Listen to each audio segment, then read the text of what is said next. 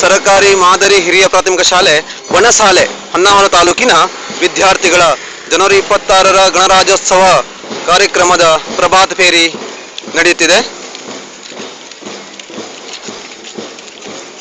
ಹೊನ್ನಾವರ ತಾಲೂಕಿನ ಬಣಸಾಲೆ ಶಾಲೆ.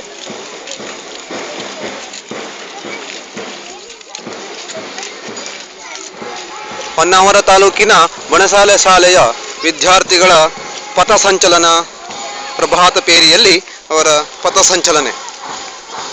ಒಟ್ಟು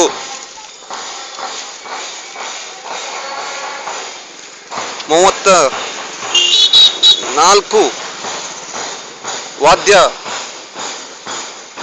ಸದಸ್ಯರ ತಂಡವನ್ನು ಹೊಂದಿರತಕ್ಕಂತಹ ಏಕೈಕ ಸರ್ಕಾರಿ ಶಾಲೆ ಆಗಿರುತ್ತದೆ, ಪ್ರಾಥಮಿಕ ಶಾಲೆ. ಫ್ಲಾಗ್ ಮಾರ್ಚ್ ಕೂಡ ಈ ಶಾಲೆಯಲ್ಲಿ ಇದ್ದಿರುತ್ತದೆ. ಇದು ಕೂಡ ಜಿಲ್ಲೆಯಲ್ಲಿ ಏಕೈಕ ಫ್ಲಾಗ್ ಮಾರ್ಚ್ ಹೊಂದಿರುವ ಸರ್ಕಾರಿ ಶಾಲೆ ಆಗಿರುತ್ತೆ.